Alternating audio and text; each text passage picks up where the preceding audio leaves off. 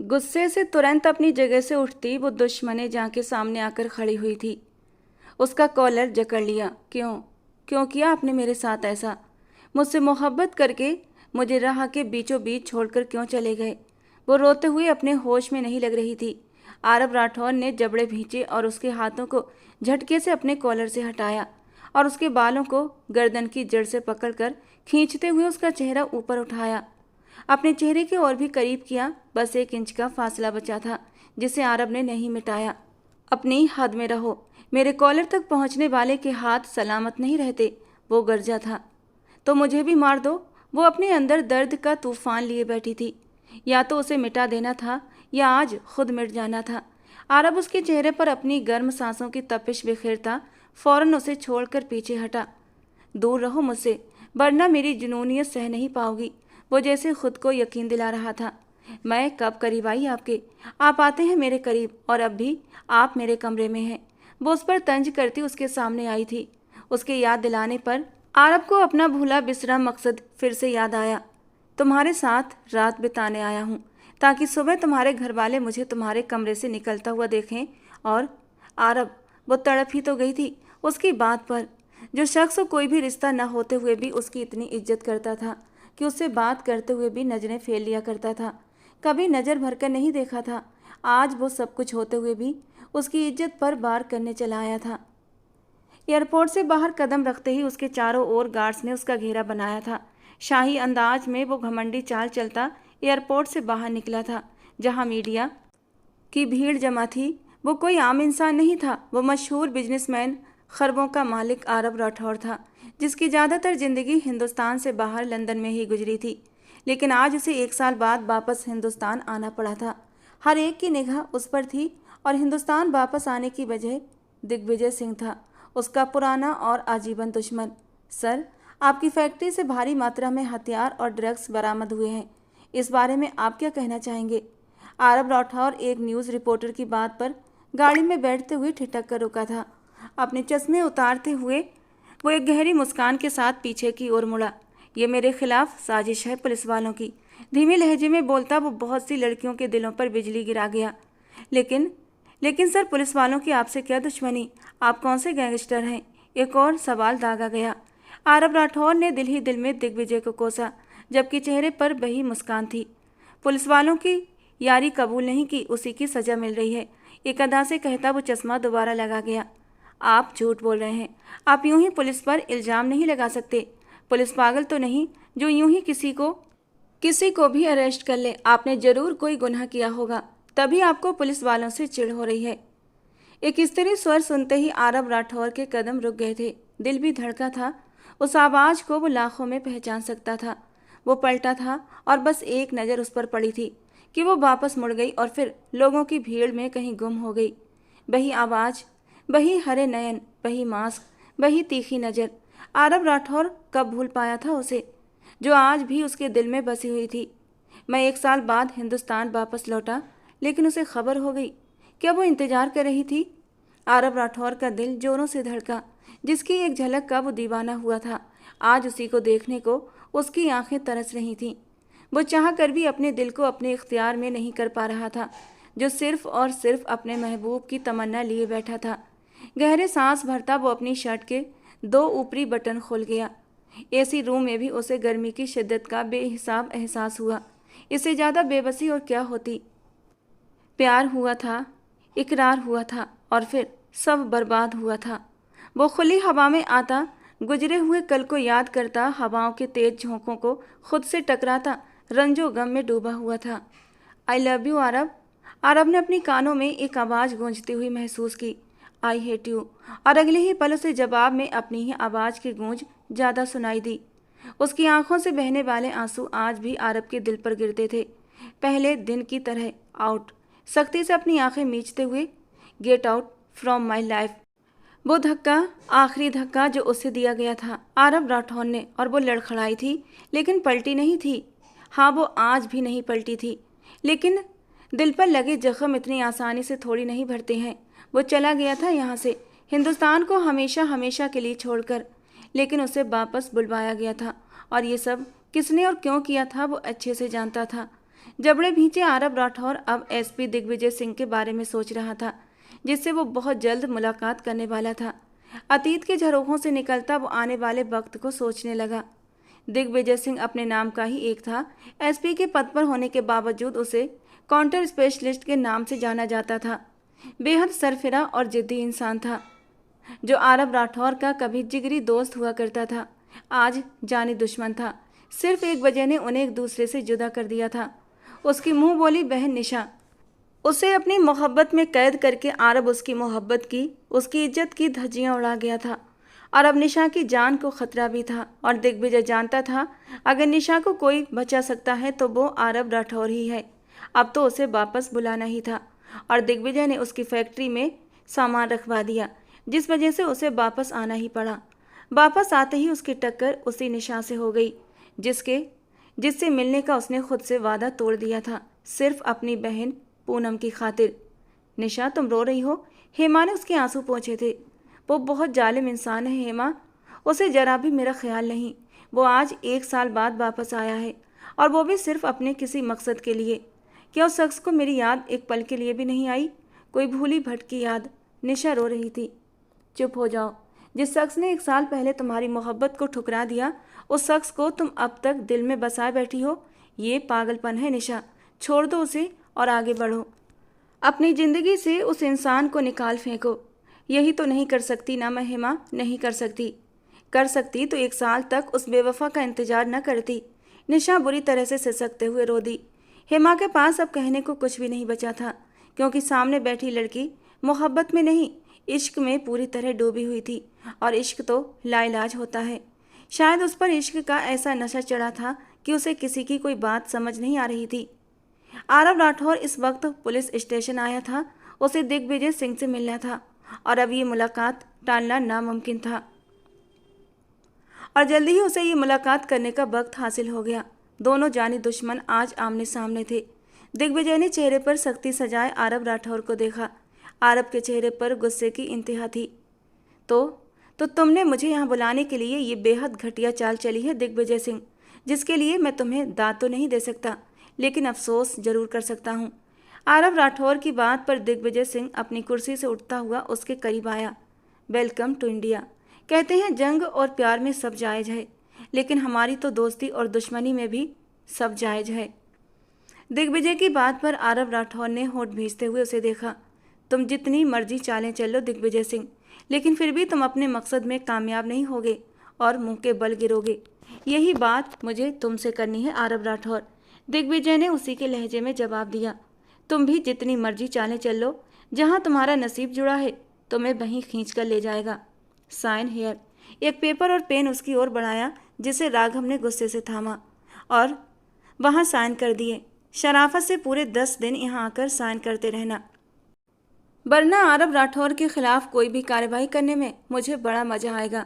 दिग्विजय की बात पर आरब का बस नहीं चल रहा था कि सामने खड़े शख्स का गला ही दबा दे। जिन नसीबों की तुम बात कर रहे हो, उन नसीबों को तो देखो तुम कैसे बदलता हूँ मैं। आरब राठौर दिल ही दिल में एक मजबूत इरादे के साथ सोचता हुआ बाहर निकल गया। एक वक्त था वो जुनूनी मोहब्बत करती थी उस शख्स से, जो उसकी मोहब्बत को ठुकरा कर चला गया था, सिर्फ अपनी बहन की खातिर। और आज वो उससे शिद्दत से नफरत का इजहार करती थी, लेकिन अपने दिल को समझा नहीं पाती थी, जो आज भी उसी के लिए जुनूनी था। निशा का आज दिल बहुत ज़्यादा घबरा रहा था। उसे घर वापस आते पूरे रास्ते यही महसूस होता रहा जैसे कोई उसका पीछा कर रहा है। वो कुछ महीनों से यही महसूस कर रही थी। कभी कभी जब रोड पर चल रही होती तो कोई गाड़ी इतनी स्पीड से पास से निकलती कि वो 1 फीट पीछे की ओर उछलकर फुटपाथ पर गिरती थी। ऐसा लगता जैसे पीछे वाला जानबूझकर उसे अपनी गाड़ी से टक्कर मारना चाहता है। लेकिन भला निशा का कौन दुश्मन हो सकता है, ये सोचकर वो खुद को समझा लेती थी। राहुल और हेमा उसके चचेरे भाई बहन थे, और वो दोनों से छोड़ने उसके घर आए थे। उनके साथ वो देहरादून गई थी अपने चाचा के घर, और आज वो देहरादून से मुंबई वापस पहुंची थी। अपने घर पहुंची तो उसकी माँ आराधना जी उसे देखते ही खुश हो गई थी। आराधना जी उसे लेकर बहुत बहमी थी। उनके जीने के लिए यही तो एक सहारा था, निशा, जिस पर वो अपनी जान छिड़कती थी। उनके 2 बेटे थे, समीर और नैतिक। समीर की एक रोड एक्सीडेंट में मौत हो गई थी, जबकि नैतिक छोटा बेटा था जो 1 साल पहले घर छोड़कर चला गया था और आज तक वापस नहीं आया था। आज तक कोई नहीं जान पाया कि वो कहाँ है। आराधना जी की दिली आरजू थी कि वो अपने दोनों बेटों को अच्छी शिक्षा और अच्छी जिंदगी देंगी, लेकिन वक्त की दी गई चोट देखिए कि दोनों बेटे ही खो गए थे और सिर्फ निशा उनके पास रह गई थी। निशा उन्हें अब सबसे ज़्यादा प्यारी हो गई थी। वो उसे खुद से एक पल के लिए भी दूर नहीं करती थी। कभी कभी निशा अपनी चाची से मिलने चली जाया करती थी, क्योंकि निशा अपनी चाची से भी बहुत प्यार करती थी, लेकिन वो जानती थी उसकी मामा उसके लिए बहुत फिक्रमंद रहती हैं। यही वजह थी कि वो कभी भी उनसे दूर नहीं जाती थी। लेकिन चाची से भी उसे काफ़ी मोहब्बत थी और वो अक्सर मुंबई से देहरादून चली जाती थी। निशा की ख्वाहिश की वजह से आराधना जी उसे जाने देती थीं, वरना उनका बस चलता तो एक लम्हे के लिए भी निशा को अपनी आंखों से दूर न करती, क्योंकि आराधना जी की निशा में जान बसती थी। ममा क्या हुआ, रोने क्यों लगी? निशा ने उन्हें अपने गले से लगाते हुए पूछा। बस बेटा, मुझे तुम्हारी दूरी चैन नहीं लेने देती। तुम्हारे वजूद से मेरी सांसें जुड़ी हैं।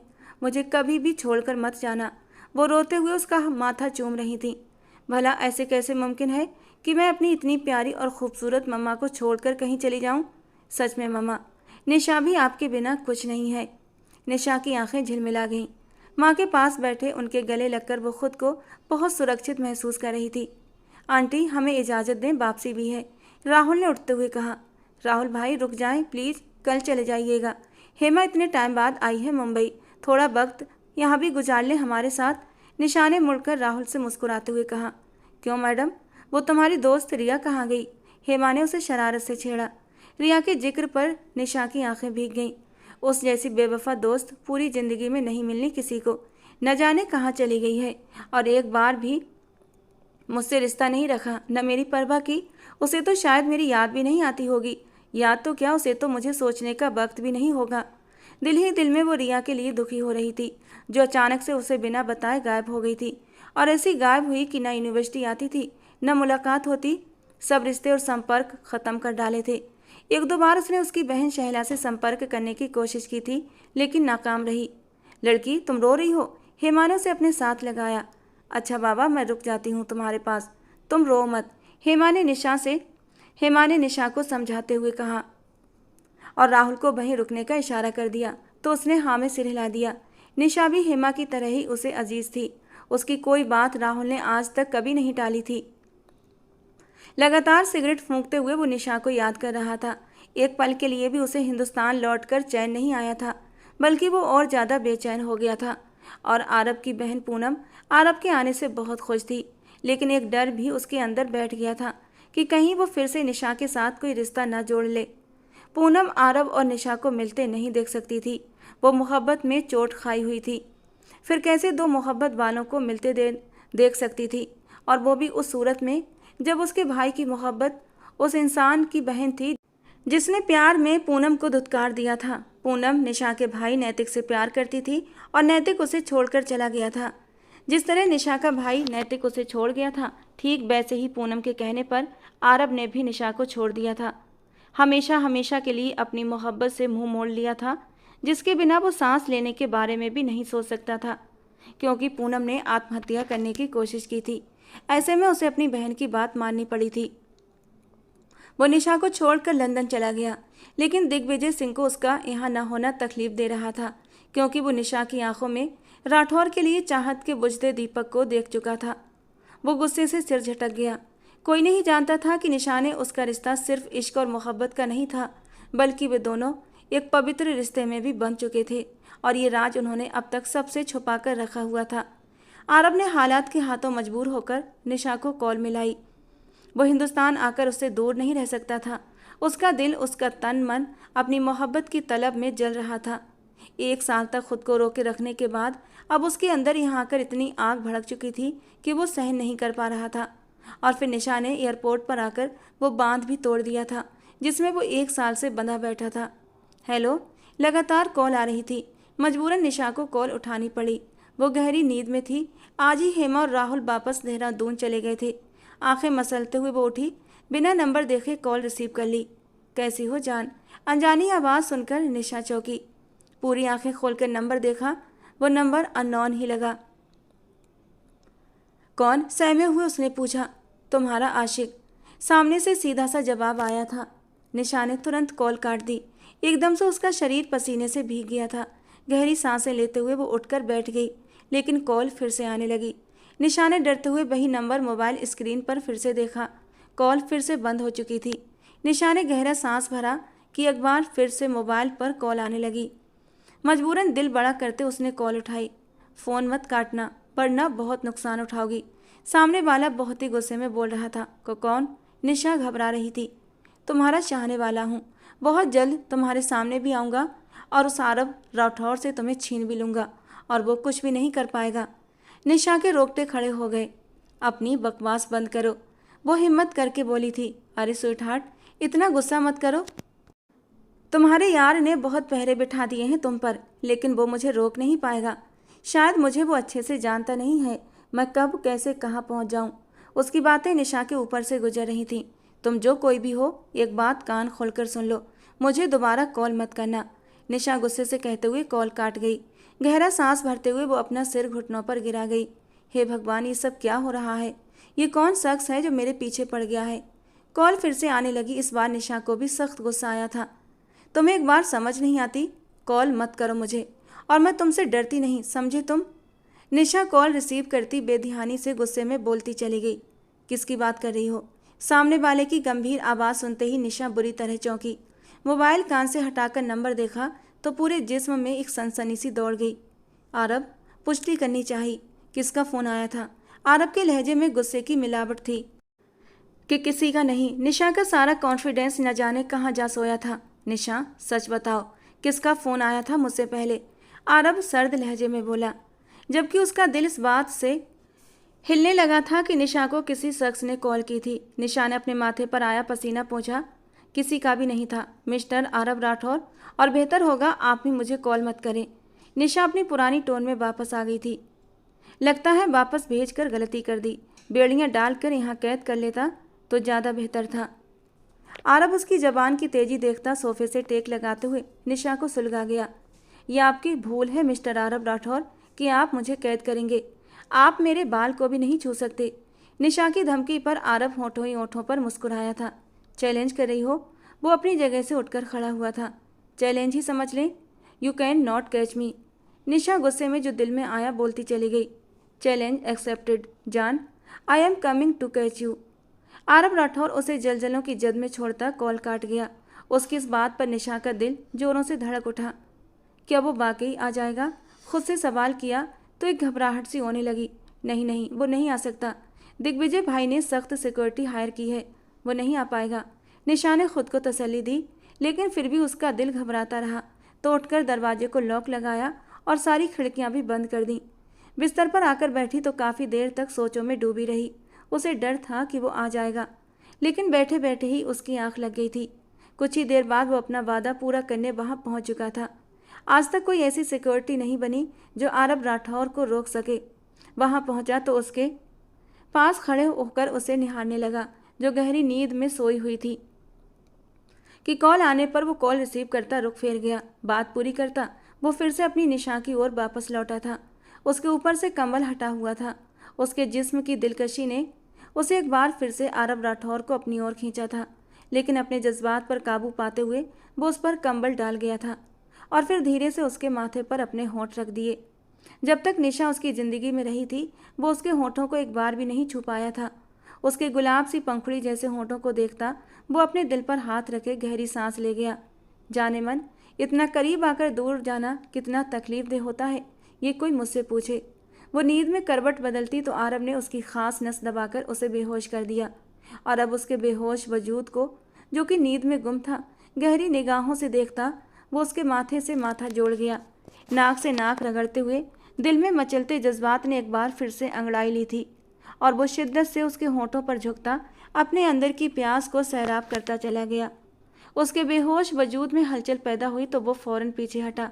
उसके भीगे होंठ और उन भीगे होंठों पर अपनी शिद्दतें देखता वो धीरे से मुस्कुरा दिया, और फिर धीरे धीरे अपनी जीभ से उन पर मरहम रखता उठ बैठा। जाने मन, आज के लिए इतना डोज काफ़ी है। उम्मीद नहीं, यकीन है जब जागोगी तो मेरे स्पर्श को महसूस करोगी, लेकिन मिटा नहीं पाओगी। उसकी गर्दन और होंठों पर दिए गए निशान को चूमते हुए वो जैसे आया था वैसे ही खामोशी से वापस निकल गया। सुबह निशा की आँख खुली तो उसे लगा आरब यहीं कहीं है, लेकिन वो उसे कहीं नजर न आया। लेकिन उसकी मौजूदगी सी महसूस हो रही थी। निशा ने उठते हुए दिमाग पर जोर डाला, लेकिन उसे कुछ भी याद न आया। झूठा इंसान, बस फिजूल में धमकियां ही देता रहता है। आ तो सका नहीं बस। अभी उसके शब्द मुंह में थे कि उसकी निगाह अपनी गर्दन और होठों पर जा टिकी। अपनी गर्दन और होठों पर निशान देखती वो पूरी तरह कांप गई थी। मतलब वो आया था। निशा का दिल बहुत जोर से धड़क रहा था। अगर मम्मा ने ये निशान देख लिए तो कयामत आ जाएगी। ये इंसान भी ना, पहले तो 1 साल तक पलट कर नहीं देखा, और अब आया भी तो रात के अंधेरे में मिलने चला आया, और वो भी सोते में। निशा बाहर निकलते दुपट्टा अच्छे से ओढ़ते बाहर आराधना जी के पास आती, नाश्ते की तैयारियां करने लगी। वो तो अच्छा था कि होंठ का निशान हल्का था और इतना दिखाई नहीं दे रहा था, लेकिन गर्दन का निशान कुछ ज़्यादा ही गहरा था। आरब, ऐसा नामुमकिन है। निशा विदा होकर इस घर में नहीं आएगी, मैं तुम्हें बता रही हूँ। और 1 साल पहले ये सब खत्म हो गया था ना, अब दोबारा क्यों सोचने लगे तुम उसके बारे में? आरब ने पूनम के सामने निशा से शादी का जिक्र किया तो वो गुस्से से भड़क गई। पूनम दीदी, देखिए ये सब ज़रूरी है। निशा से शादी करके उसे घर में लाना अब ज़रूरी हो गया है। आपको बता रहा हूँ, आपने मेरे साथ चलना है बाहर रिश्ता लेकर। वो कतई और जिद्दी अंदाज में बोला। इम्पॉसिबल। आरब, जिस घर ने मुझे ठुकरा दिया उस घर की बेटी को हम यहाँ विदा करके नहीं लाएंगे, वो अंतिम लहजे में बोली। मैं फैसला कर चुका हूँ दीदी, आपको मेरे साथ चलना ही होगा। वो भी जिद्दी अंदाज में बोला। क्यों? आखिर क्यों? जब 1 साल पहले सब कुछ ख़त्म कर दिया था तो अब फिर से क्यों? वो भड़की। अभी नहीं बता सकता, वक्त आने पर सब कुछ बता दूंगा। कल तैयार रहिएगा, साथ चलेंगे। उम्मीद करता हूँ मेरी बात मानेंगी। वो अपनी कहता हुआ मोबाइल पर आई कॉल रिसीव करता वहाँ से बाहर निकल गया। ये विदाई तो हो जाएगी आरब, लेकिन निशा के साथ तुम्हारा घर कभी भी बसने नहीं दूंगी। वो गुस्से में सोचती पागल हो रही थी। जबकि आरब क्या सोचे बैठा था ये वो नहीं जानती थी।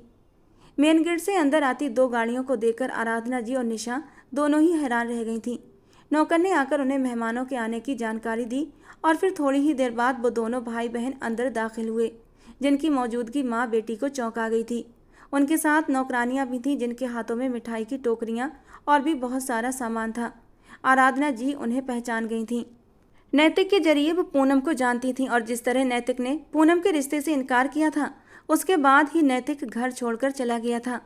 पूनम को देखकर उनके पुराने जख्म फिर से ताज़ा हो गए। क्यों आए हो तुम दोनों यहाँ? आराधना जी ने गुस्से से पूछा। इस घर से एक बार फिर से रिश्ता जोड़ने आए हैं। इस बार मैं अपने भाई आरब राठौर का रिश्ता आपकी बेटी के लिए लेकर आई हूँ, और उम्मीद करती हूँ आप न सिर्फ इसे कबूल करेंगी बल्कि जल्दी ही विदाई की तारीख भी तय करेंगी। पूनम ने बड़े घमंडी अंदाज में बैठते हुए कहा। नामुमकिन। मैं अपनी नाजों पाली बेटी को तुम जैसे मक्कार और जालिम लोगों को कैसे दे सकती हूँ? हरगिज नहीं। उठो और इसी वक्त यहाँ से निकल जाओ। आराधना जी गुस्सा रोकते हुए बोली। पूनम ने एक नज़र चुप खड़े आरब राठौर की ओर डाली, जिसकी निगाहें निशा पर से हटी नहीं रही थीं। गहरी सांस लेते हुए पूनम ने पहलू बदला। जरा भी शर्म हया नहीं, कैसे आंखें फाड़ फाड़ कर देख रहा है। मुंह में बड़बड़ाते हुए वो अब की बार उसे घूरने लगी। आंटी, आप मेरा और निशा का रिश्ता आज तय कर रही हैं, और अगले शुक्रवार को मैं बारात लेकर आ रहा हूँ, और किसी भी तरह की कड़वाहट नहीं चाहता। बेहतर होगा ये सब खुशी खुशी तय हो जाए। सीने पर हाथ बांधे वो एक एक शब्द पर जोर देता हुआ बोला, बिना पलक झपकाए। निशा को ही देखता रहा, जिसका दिल आज अपनी रफ्तार से हट गया था। उसकी आंखों में हैरानी थी। अच्छा, तो आरब राठौर, तुम भारत इसीलिए आए हो कि मुझसे शादी कर सको, या यहाँ आने के बाद मकसद बदल गया है? निशा समझ नहीं पाई। आप मुझे धमकी दे रहे हैं? मैं पुलिस को? आराधना जी ने कुछ कहना चाहा। बिल्कुल नहीं आंटी, ऐसा करने की सोचना भी मत। आपकी बेटी अपने पंख पहले ही कटवा चुकी है। अब कुछ भी ऐसा करने की सोचिएगा भी मत जिसे आप समेट ना सकें, और अगर कुछ भी गलत हुआ तो अंजाम की जिम्मेदार आप खुद होंगी। आरब राठौर निशा के दिमाग तक पहुंचने की काबिलियत रखता था। निशा उसकी बात सुनते ही अपनी सांसें रोक गई थी, और अगले ही पल उसने चेहरे का हाव भाव बदलते हुए उसे देखा, जो एक आंख मटकाते वहां से वॉकआउट कर गया था। पूनम भी अपनी साड़ी का पल्लू ठीक करती आराधना जी के पास आई थी। उम्मीद करती हूँ कि बेटी की बारात का स्वागत अच्छे से करेंगी, वरना बहू के मामले में तो आप जीरो ही निकली। पूनम तंज कसते हुए दरवाजे की ओर बढ़ गई थी। आराधना जी उनके जाते ही निशा की ओर गुस्से में बढ़ी थी। और एक जोरदार थप्पड़ उसे जड़ दिया। उनकी आंखों में ढेरों आंसू थे। निशा भी खुद की आंखों से बहने वाले आंसुओं को रोक न सकी थी। बेआवाज आंसू बहाती वो अपने कमरे की ओर भागी थी। आरब राठौर के रिश्ता लाने की खबर अब तक दिग्विजय सिंह तक भी पहुंच चुकी थी। वो जानता था अब आरब राठौर कोई बड़ा कदम उठाएगा, लेकिन इतनी जल्दबाजी करेगा ये नहीं सोचा था। उसे निशा से मिलना था। वो उसे कॉल कर रहा था, पर वो कॉल नहीं उठा रही थी। इतने में उसके ऑफिस का दरवाज़ा खोलती हुई नेहा अंदर दाखिल हुई थी। वक्त देखा है आपने एसपी साहब? अगर डेट पे जाना नहीं होता तो डेट फिक्स क्यों करते हैं? वो गुस्से में बोली।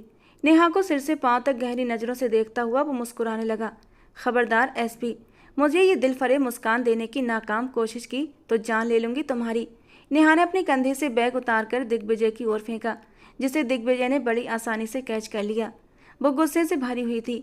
इससे पहले कि वो उसे उसके पुलिस स्टेशन की बैंड बजा देती, दिग्विजय तुरंत अपनी जगह से उठकर उसके पास आया और उसे अपने सीने से लगा लिया। काम डाउन मिसेज, वो उसे खुद से लगाए शांत कर रहा था, जो बहुत ज़्यादा पैनिक हो रही थी।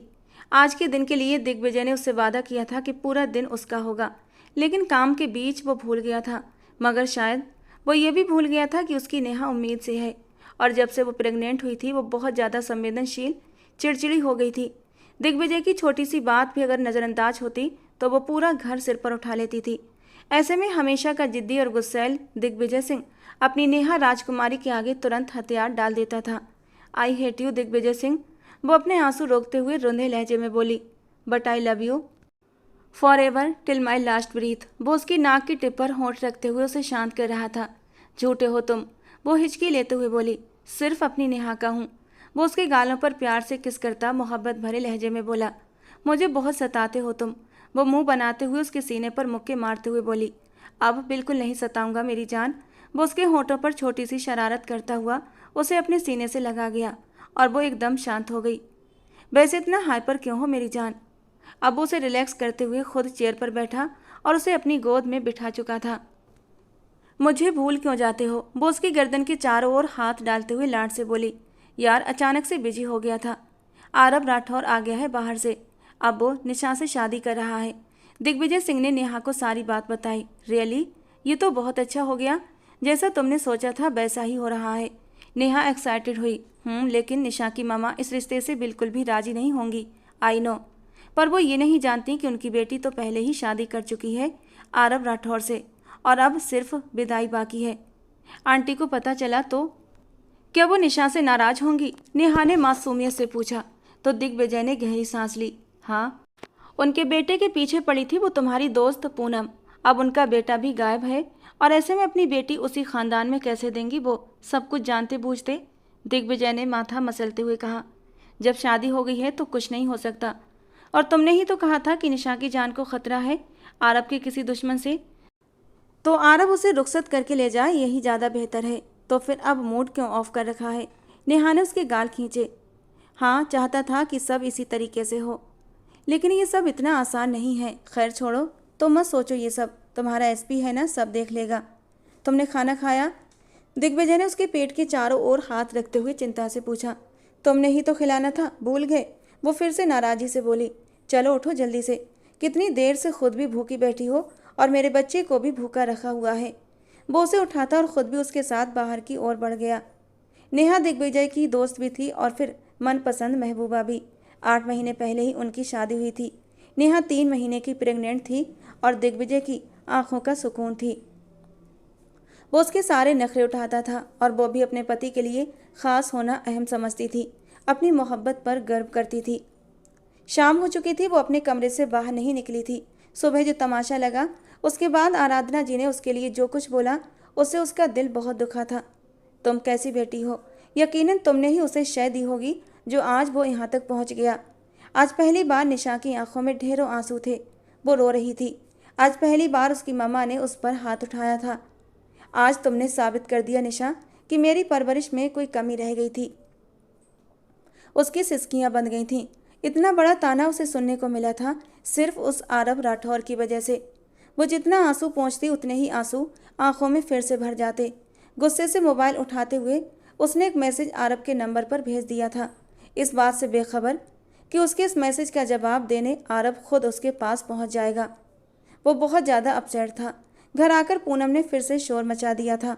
एक तरफ पूनम की जिद थी कि निशा को विदा करके न लाया जाए, बल्कि उसे शादी को ही ख़त्म कर दिया जाए। वहीं निशा भी उससे बुरी तरह नाराज़ थी। वो इसी वजह से हिंदुस्तान नहीं आना चाहता था। लेकिन कब तक अपने देश, अपने हिंदुस्तान से दूर रहता। सब अपने थे यहाँ पर, और अपनों को तकलीफ में देखने का हौसला कहाँ से लाता। लेकिन उसे यहाँ आना पड़ा, दिग्विजय सिंह की वजह से। आरब ने गुस्से से होंठ भींचे। नामी सिर हिलाते हुए वो ये सोचते हुए पूनम को समझाने के लिए उसके रूम की ओर बढ़ा कि उसी पल उसके मोबाइल पर मैसेज की बीप हुई। उसने चौंकते हुए मैसेज खोला। मैसेज में लिखी लाइन और नाम पढ़ते ही उसके जबड़े सख्ती से भिज गए थे।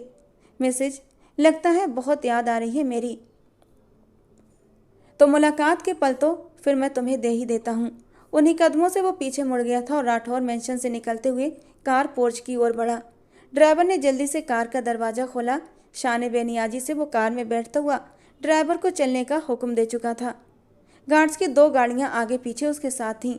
आरब की गहरी खामोशी न जाने आने वाले किस तूफान का इशारा कर रही थी। रोते रोते कब उसकी आंख लग गई उसे खुद भी पता नहीं चला। रात का न जाने कौन सा पहर था कि एक साया गैलरी के रास्ते खिड़की से अंदर आता दिखाई दिया। निशा के वजूद में कोई हरकत न हुई। वो शायद गहरी नींद में जा चुकी थी और सामने वाले को यही बात बेहद गुस्सा दिला गई। अपने घने बालों में हाथ फेरता हुआ वो उस नाजुक वजूद की ओर बढ़ा जिसने एक दर्दनाक मैसेज करके उसकी नींदें हराम की थीं और खुद मजे से सो रही थी। उसके करीब जाकर बिस्तर पर आधा लेटते हुए उसने एक ही झटके में उसे अपने करीब कर लिया था कि निशा उसके सीने का हिस्सा बन गई। आरब ने महसूस किया कि उसका वजूद कांप रहा था और आरब के सीने से लगते ही उसने खुद को आरब के वजूद में छुपा लिया था। उसका ये नींद में खुद के करीब आना आरब के जिस्म में एक स्पार्क पैदा कर गया था। आंखें मूंदता वो उसे अपने सीने से लगाए उसके जिस्म की नाजुकी को महसूस करता आंखें मूंद गया। वो उसे सख्त सजा देने आया था उन शब्दों की जो उसने मैसेज पर कहे थे। लेकिन रात के इस पहर उस मोम जैसे वजूद की नाजुकी में खोते वो सब कुछ भुला बैठा था। याद था तो बस इतना कि ये वजूद उसका है, उसकी जान है, वो उसकी बाहों में है और उसके साथ एक जायज़ रिश्ते में है। वो जो चाहे कर सकता है, अपना हक भी ले सकता है। उसे सीने से लगाए वो करवट बदलता निशा की ओर झुका। उसके गालों पर लब रखता वो आंखें नीचे मदहोश हुआ था। गालों से गर्दन तक का सफ़र तय करते वो उसकी सुराहीदार गर्दन में चेहरा छुपाते धीरे धीरे अपना स्पर्श वहाँ पर बिखेरने लगा। उसके हुस्न का नशा था या इश्क का, अपने हक का जुनून था या शिद्दत पसंदी। आरब राठौर खुद को जज्बात की रवानी में बहकने से रोक न पाया। शिद्दत से उसकी गर्दन पर निशान देता वो उसके कसमसाने पर भी बिना गौर की उस पर झुका। उसकी कमर के पीछे हाथ ले जाता उसकी शर्ट को अनजिप करने लगा। निशा के गहरे सांसों की तपिश से आरब राठौर को अपना वजूद जलता हुआ महसूस हुआ।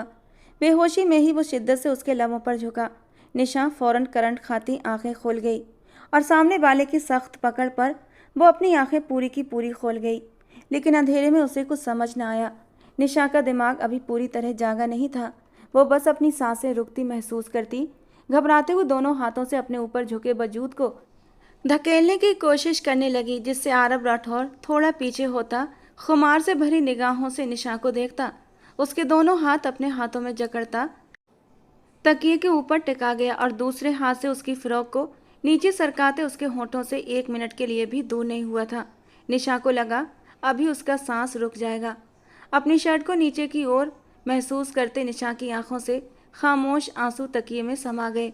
आरब उसकी गर्दन से उसके कंधों तक होठों से शिद्दतें बिखेरता उसे सिसकने पर मजबूर कर गया। आरब लीव मी, वो गुस्से से चिल्लाई। उसका ये चिल्लाना आरब राठौर को बेहद बुरा लगा। एक जोर का वाइट वो उसे तड़पा गया। आरब उसके शब्दों की मार का जवाब अपनी शिद्दतों से दे रहा था। आरब, वो फूट फूट कर रो दी। वो उसकी इतनी शिद्दतें नहीं सह सकती थी। सिर उठाते आंखों की लाली की झलक लिए वो निशा को देखने लगा। अंधेरे में उसका नाजुक वजूद बुरी तरह लड़खड़ा रहा था।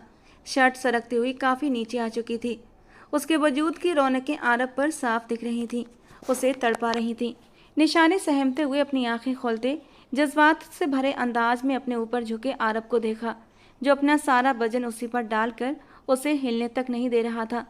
झटके से उसके सिर के पीछे हाथ डालता उसका सिर उठाया, उसका चेहरा अपने चेहरे के और करीब कर लिया। बहुत कड़े शब्दों की मार मारती हो जी चाहता है अभी तुम्हारे वजूद के अंदर अपनी सारी शिद्दतें उतार दूं, लेकिन मैं ऐसा नहीं करूंगा। कभी सोचा ही नहीं कि तुम्हें तकलीफ दूं, लेकिन वो बिना पलक झपकाए उसके चेहरे पर गरजा, जबकि निशा का दिल सूखे पत्ते की तरह लड़खड़ा रहा था। मुझे मजबूर मत करो कि मैं आपे से बाहर होते बिना विदाई के अपना हक हासिल कर लूं, और तब तुम्हारा रोना सिसकना कुछ भी काम नहीं आएगा, और ना ही मेरा दिल मोम बन सकेगा। अपने होठों को उसके जख्मी होठों से रगड़ता वो उसे सख्ती से समझा रहा था। निशा बुरी तरह डर गई और उस वक्त पछता रही थी जब गुस्से में उसने आरब राठौर को मैसेज किया था, लेकिन फिर हिम्मत करके बोल ही पड़ी, सब आपकी वजह से हुआ है। आज मम्मा ने मुझे इतना कुछ सुनाया, मुझ पर हाथ उठाया, उन्हें मुझ पर भरोसा नहीं रहा, जस्ट बिकॉज ऑफ यू। आपसे गहरी नफरत महसूस हो रही है आरब राठौर। जी नहीं चाहता आज के बाद आप मेरी नज़रों के सामने भी आओ।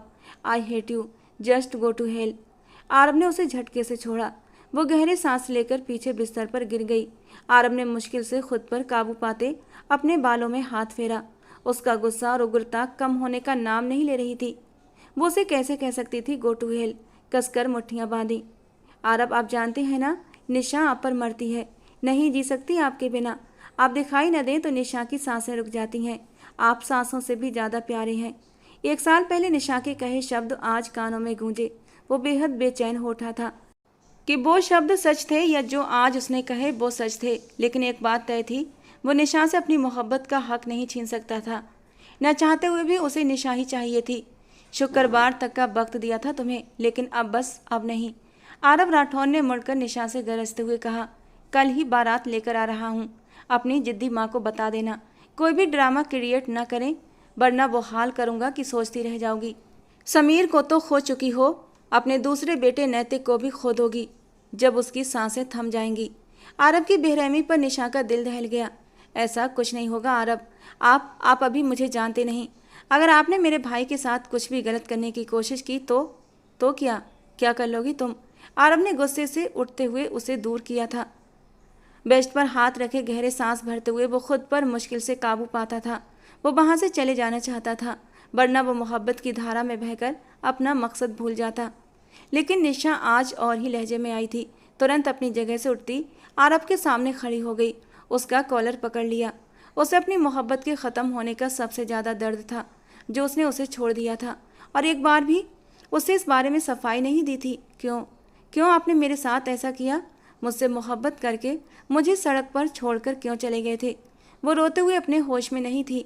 आरब ने जबड़े भींचे, उसके हाथों को झटके से अपने कॉलर से हटाया और उसके बालों को पकड़कर उसका चेहरा ऊपर उठाया, जिससे केवल 1 इंच का फासला रह गया था, जिसे आरब ने मिटाया नहीं। अपनी हद में रहो, मेरे कॉलर तक पहुंचने वालों के हाथ सलामत नहीं रहते, उसने गरजते हुए कहा। तो मुझे भी मार डालो। वो अपने अंदर दर्द के तूफान लिए बैठी थी। ख़त्म कर देना था या फिर आज ख़त्म हो जाना था। आरब ने उसके चेहरे पर अपनी गर्म सांसें बिखेरते हुए तुरंत उसे छोड़कर पीछे की ओर हटा। मुझसे दूर रहो, वरना मेरे जंगलीपन को और पागलपन को सह नहीं पाओगी, वो जैसे खुद को समझा रहा था। मैं कब तुम्हारे करीब आई? तुम आते हो मेरे करीब, और अभी भी तुम मेरे कमरे में हो। निशा ने उस पर तंज किया। उसकी याद दिलाने पर आरब को अपना भटका हुआ मकसद फिर से याद आ गया। तुम्हारे साथ रात बिताने आया हूँ, ताकि सुबह तुम्हारी जिद्दी माँ मुझे तुम्हारे कमरे से निकलते देखें। और आरब, निशा तड़प गई उसकी बात पर। जो व्यक्ति किसी रिश्ते में न होकर उसकी इतनी इज्जत करता था, उससे बातें करते हुए नजरें चुरा लेता था, कभी पूरी नज़र से नहीं देखा, आज वो इज्जत तोड़ने आया था। फिक्र मत करो, तुम्हारे करीब नहीं आऊँगा और तुम्हें छू भी नहीं पाऊँगा। और ये सच था, क्योंकि वो उसके करीब आया था, लेकिन उसे सिर्फ डराने। ये बताऊँगा कि मैं तुम्हारे साथ रिलेशन में हूँ, तभी तो वो तुम्हें मुझे सौंपेंगी। आरब धीरे से मुस्कुराया। आप ऐसा कुछ नहीं करेंगे। उसके इरादे जानकर निशा के रोंगटे खड़े हो गए। मैं ऐसा ही करने वाला हूँ और तुम मुझे रोक नहीं सकती। आरब ने उसे चैलेंज किया। कुछ पल के लिए गहरी चुप्पी छा गई। तुम्हें रोक नहीं सकती, लेकिन अपनी जान तो दे सकती हूँ ना, ठंडी बर्फीली आवाज़ में कहते वो आरब को पूरे शरीर से हिला गई। फिर वो बहुत करीब आया, इतना करीब कि निशा की सांसों में हलचल हुई। आरब ने उसकी गर्दन की ओर हाथ रखा। बहुत शौक है ना तुम्हें मरने का? तुम्हारा ये शौक भी जल्दी ही पूरा कर दूंगा। कहते हुए उसने उसकी गर्दन पर दबाव बनाया, जिससे वो अपनी आंखें जोर से बंद कर बैठी। आरब ने उसके कांपते होठों को एक बार फिर अपने शिकंजे में लिया था और निशा का दिल फिर से तेजी से धड़कने लगा। शादी के बाद उसने 1 साल तक यहाँ न रहकर जो कड़वाहट दिखाई थी, अब वो ब्याज समेत अपने बस में कर रहा था। तुम मेरी अमानत हो निशा, तुम्हें थोड़ी सी भी खरोंच आई तो आग लगा दूंगा सबको, याद रखना। उसके माथे पर जोर से किस करते हुए आरब अपनी बात रोक नहीं पा रहा था। वो आया था गैलरी के रास्ते से, लेकिन वापस कमरे के दरवाजे से निकला था। निशा ने अपनी आंखें कसकर बंद कर लीं। अपने होठों पर जलन अब भी महसूस हो रही थी। कुछ देर पहले ही उस दिल दहला देने वाली नज़दीकी को सोचकर उसके होश उड़ रहे थे। अभी वो अपने घर में थी, इसीलिए उसकी हिम्मत बढ़ती जा रही थी। लेकिन उसका जुनूनी अंदाज, निशा के गाल जल उठे। वो घबराई हुई थी। कल जब वो खुद को उसे सौंप देगी, विदा होकर उसके पास अपने घर चली जाएगी, तब वो उसके साथ क्या कुछ करेगा। अनजाने में निशा ने सिहरन महसूस की। निशा, अगर तुमने इस घर से बाहर कदम भी रखा तो समझ लेना तुम्हारी माँ तुम्हारे लिए मर चुकी है। डीप रेड कलर के लहंगे में पूरी तरह सजी वो आराधना जी के सामने खड़ी थी, जो कयामत जैसी खूबसूरती लिए थी। आरव अपनी बात के अनुसार उस वक्त उनके घर पर मौजूद था। उसी के द्वारा लाए गए ड्रेस को पहनकर निशा आरव के साथ विदा हो रही थी, लेकिन आराधना जी उसके ऐसे जाने पर बेहद दुखी होकर कड़े शब्दों का इस्तेमाल कर रही थी। उनकी बात सुनकर निशा की आंखें आंसुओं से भर आईं। आरब की तरफ उसकी पीठ थी।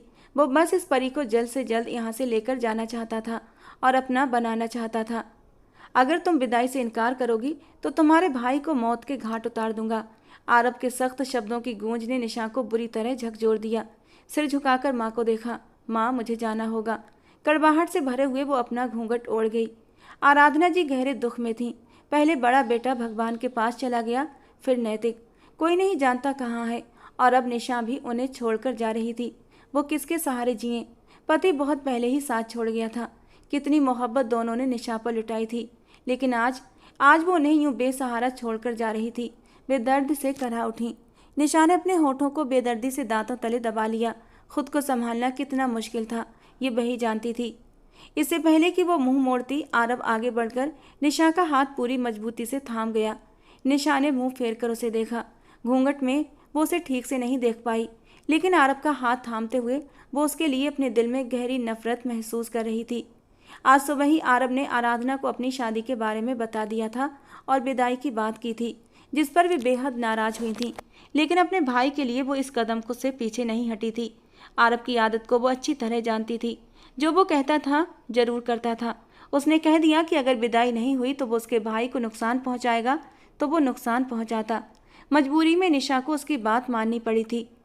अपना ख्याल रखना सासू माँ, कल मिलेंगे। आरब ने निशा का हाथ मजबूती से थाम कर आराधना जी से कहा। काश तुम मर जाओ। आराधना जी रोते हुए आरब को बद्दुआ देने लगी। निशा ने हैरत से माँ को देखा। वो कैसे अपनी बेटी को उसकी विदाई पर ऐसी बद्दुआ दे सकती थी। बिना चाहे निशा के हाथ की पकड़ आरब के हाथ पर कड़ी हुई थी, जिसे आरब ने महसूस किया। लेकिन आराधना जी को जवाब देना भी जरूरी था। उनकी तरफ देखते हुए वो हल्के से मुस्कुराया था। सासू माँ, इतनी टेंशन लेने की जरूरत नहीं है। इतनी जल्दी नहीं मरने वाला, आपको नानी बनाकर ही मरूंगा। आरब की बात सुनकर निशा के गाल लाल हो गए, जबकि आराधना जी गुस्से में दांत पीसते हुए उसका सामना करने से मुंह फेर गईं। आरब मुस्कुराते हुए निशा का हाथ थामकर मेन गेट की ओर बढ़ते हुए आराधना जी को एक आंख नहीं भाया। वो सीधा वहां से निकल गया। निशा ने आंसू भरी सिसकी के साथ एक नज़र अपने घर को देखा, जिसे वो हमेशा हमेशा के लिए छोड़कर जा रही थी। दर्द हद से बढ़ रहा था। जाली वाले घूंघट में वो अपना घर देख रही थी। जब आरब ने उसे कार में बिठाया तो निशा बिना कोई तमाशा किए चुपचाप कार में बैठ गई। कार अब राठौर बिला की ओर बढ़ रही थी। वहीं रुक जाओ भाई। जैसे ही वो निशा की कलाई थामकर राठौर हाउस में दाखिल हुआ, पूनम ने उन्हें वहीं रुक जाने को कहा। उसकी आवाज़ काफ़ी ऊंची थी। उसकी आंखें रो रो कर सूजी हुई थीं। मतलब वो जान चुकी थी कि आज आरब निशा को विदा करके ला रहा है। अनजाने में आरब ने निशा का हाथ छोड़ा। निशा ने उसका हाथ छोड़ना गहराई से महसूस किया। दीदी, मेरी बात, बिल्कुल करीब मत आना मेरे। पूनम ने उसे वहीं रुक जाने को कहा और वो बाकी रुक गया। तुमने ऐसा क्यों किया? क्यों? वो चिल्लाई। दीदी, मेरी बात सुनो। आरब तड़प रहा था। उसकी लाडली बड़ी बहन उसकी वजह से तकलीफ में थी। उसका बस नहीं चल रहा था कि वो क्या करे। मैं सबको आग लगा दूंगी। प्लीज़ दीदी, खुद को शांत करें और मेरी बात सुने। नहीं, कुछ नहीं सुनना मुझे। तुम उस लड़की को घर लेकर आए जिसके भाई ने मेरे दिल की दुनिया उजाड़ दी, मुझे बर्बाद कर दिया। तुम कैसे कैसे उसे अपनी ज़िंदगी में शामिल कर सकते हो? कैसे कैसे उसे राठौर हाउस की बहू बना सकते हो? पूनम की सांसें अटक गईं और आरब का दिल धड़कना भूल गया। निशा जो सांस रोककर सब सुन रही थी, अपना घूंघट हटाकर सामने खड़ी उस लड़की को देखने लगी जो आने वाले वक्त में उसकी ज़िंदगी दांव पर लगाने वाली थी। दीदी, ऐसा कुछ नहीं है, आप गलत समझ रही हो। आरब फिर से उसके करीब जाना चाहता था। डोंट डियर, तुम्हें तुम्हें मेरी कसम, अगर तुम मुझसे प्यार करते हो तो अभी इसी वक्त घर से बाहर चलता करो इसे और तलाक दे दो। दीदी।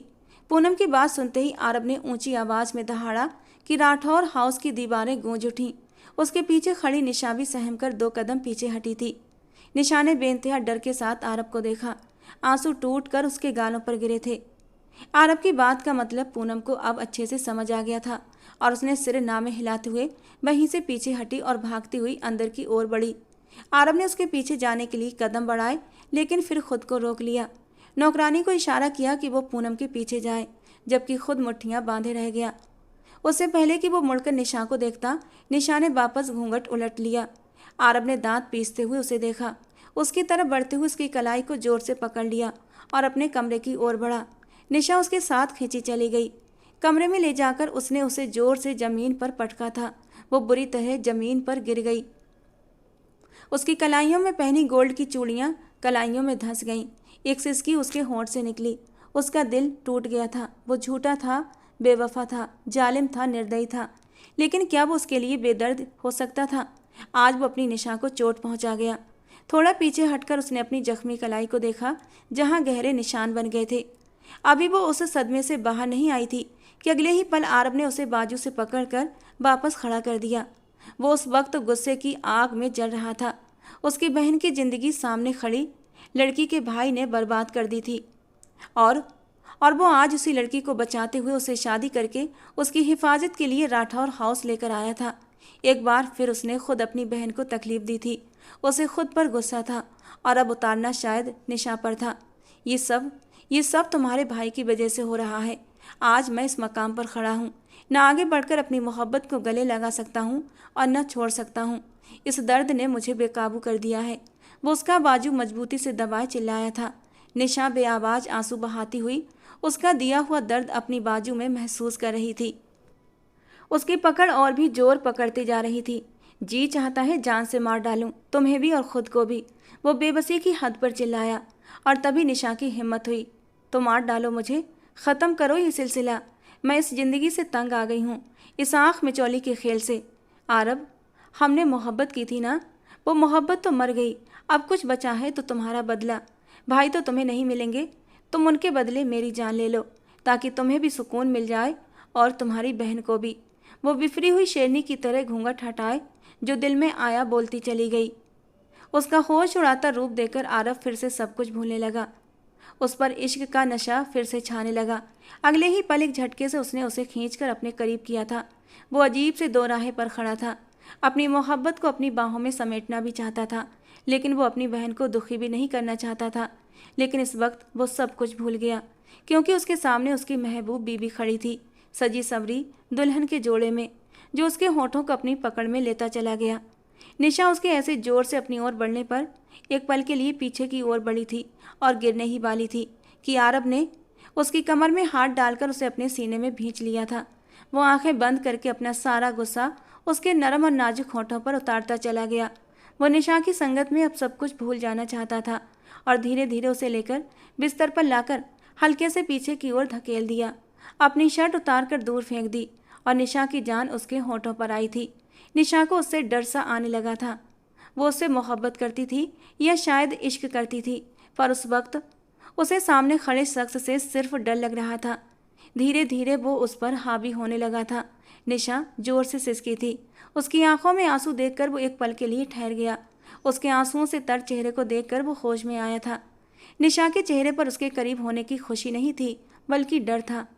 क्यों रो रही हो? आरब ने धीरे से पूछा तो वो हिचकियां लेते हुए उसे देखने लगी, जो बिल्कुल थम सा गया था और अब गहरी नज़र से उसे देख रहा था।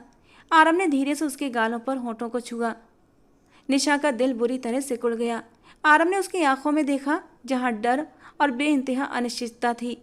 तुम्हारा भाई कहाँ है? मैं अच्छे से जानता हूँ, लेकिन मैं चाह कर भी उसे कुछ नहीं कह सकता। जानती हूँ क्यों?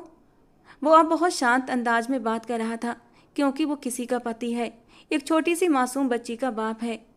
और वो लड़की कोई और नहीं, तुम्हारी दोस्त रिया है। अपनी बहन के अरमानों का कत्ल करने की सज़ा उसे दे दूं, लेकिन एक बेटी से उसका बाप कैसे छीन लूं? वो लब भींचे बेबसी से बोला था। निशा हैरानी से आंखें फैलाकर उसे देख रही थी। एकदम से वो पीछे हटता बिस्तर पर बैठा। निशा गहरी सांस भरते हुए बेड के साथ चिपकी। ना तो तुम्हें छोड़ सकता हूँ, न दीदी को तकलीफ दे सकता हूँ, इसीलिए हिंदुस्तान छोड़कर चला गया था। अब भी वापस न लौटता अगर तुम्हारी जान को खतरा। उसके मुंह से बेइच्छा निकला। आरब। निशा की पुकार पर उसने गर्दन मोड़कर उसे देखा। क्या आप सब कुछ ठीक नहीं कर सकते? वो दर्द से भरे लहजे में बोली। आरब वापस उसकी ओर मुड़ा और खींचकर उसे अपनी गोद में बिठाया। मैं माफ़ी चाहता हूँ, तुम्हें दर्द दिया। वो उसकी कलाई देखता अब उस पर नरम लहजे से बात कर रहा था और उसकी कलाई पर होंठ रखे तो निशा के दिल में एक सुकून सा उतर आया। बहुत तड़पा हूँ मैं तुम्हारे लिए, और अब जाकर तुम्हारा साथ नसीब हुआ है, तो मैं इन खूबसूरत पलों को यादगार बनाना चाहता हूँ। बोलो, इन पलों को यादगार बनाने में मेरा साथ दोगी? वो आंखों में खुमारी लिए पूछ रहा था। निशा ने हाँ में सिर हिलाया। लेकिन मुझे तुम्हारे गुस्से से डर लगता है आरब। आप पहले ऐसे नहीं थे। वो दिल की बात जबान पर लेकर आई थी। अब नहीं करूँगा। वो उसे अपनी बाहों में जोर से भरता उससे वादा कर रहा था। लेकिन बस तुमने रोना नहीं। वो उसके आंसू पोंछते वापस उसका सिर तकिए पर रखता उसकी आंखों को चूम गया। धीरे धीरे खुद को और उसे हर पर्दे से आज़ाद करता चला गया। बहुत मोहब्बत और प्यार से उसने अपनी निशा को समेटा था, और उसकी नरमी और मोहब्बत को देखकर निशा ने भी उसका भरपूर साथ दिया था, और अब वो उसकी हर अदा का दीवाना हो गया था। सुबह नाश्ते की टेबल पर निशा और आरब को साथ बैठा देख पूनम के तन बदन में आग लग गई। वो वहीं खड़ी उन्हें देखती रही जो खामोशी से नाश्ता कर रहे थे, लेकिन निशा के चेहरे पर खिले रंग बता रहे थे कि उनके बीच के फासले मिट गए हैं। आरब की नज़र पूनम पर अटकी। आरब का दिल उछलकर सीने से बाहर आया था, जैसे किसी ने उसकी जान निकाल ली हो, क्योंकि पूनम ने अचानक ही निशा पर जानलेवा हमला किया था। उस पर छुरी से वार किया। आरब ने निशा को अपनी ओर खींचा, लेकिन फिर भी उसके कंधे पर छुरी का एक हिस्सा लग गया था।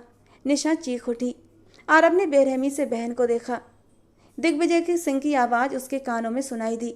तू उसे बचाना चाहता है, लेकिन किससे और कैसे बचाएगा? जब उसका असली दुश्मन तेरे घर में है। एक ही पल में वो सब समझ गया था। निशा की जान को खतरा किससे था? यानी निशा की जान कोई और नहीं बल्कि उसकी बहन पूनम लेना चाहती थी।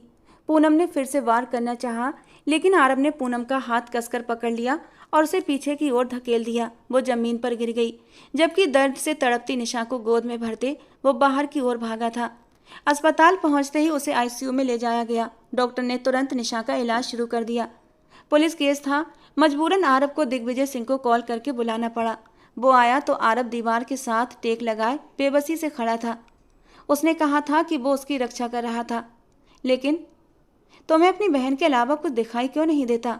दिग्विजय सिंह गुस्से से भड़क उठा, लेकिन आरब उसे घायल नजरों से देखता रहा। उसकी हालत देख दिग्विजय भी लब भींच गया, क्योंकि वो सच बहुत पहले से जानता था कि पूनम ही दिशा को किसी लड़के से परेशान करवा रही थी। वही निशा की जानी दुश्मन थी, लेकिन वो आरब की बहन थी, इसीलिए वो उसके खिलाफ चाहकर भी कोई कार्रवाई नहीं कर पाया था और आरब को वापस हिंदुस्तान बुलाया था। अब वो कैसी है? डॉक्टर के बाहर आते ही आरब बेचैनी से पूछने के लिए आगे बढ़ा। ठीक है, ज़्यादा गंभीर चोट नहीं आई है। अटेम्प्ट टू मर्डर है। मुझे तुम्हारी बहन को गिरफ्तार करना होगा आरब। उम्मीद करता हूँ अब तुम मुझे नहीं रोकोगे, दिग्विजय कड़क लहजे में बोला। आरब को एक अजीब सी चुप्पी छा गई। उसकी बहन इतना आगे जा सकती है, उसे यकीन नहीं हुआ, लेकिन उसे गिरफ्तार नहीं किया गया। जब एक नौकरानी ने फ़ोन करके जो बताया, उसके बाद उसे जेल की बजाय पागल खाने भेजना पड़ा। वो नफरत की आग में जलते जलते खुद का नुकसान कर बैठी थी। उसे पागलपन के दौरे पड़ने लगे थे।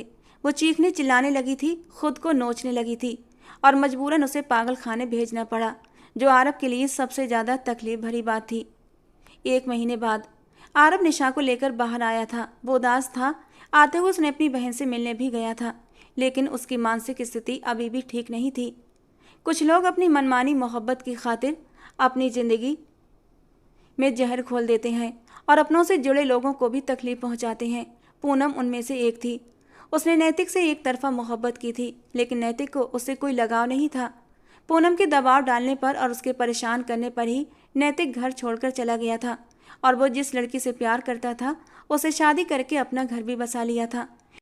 लेकिन पूनम को नैतिक का छोड़कर जाना खुद की इंसल्ट लगी थी, और वो गुस्से की आग में अंदर ही अंदर जलने लगी थी, तड़पने लगी थी, और आखिर में अपना ही नुकसान कर बैठी थी।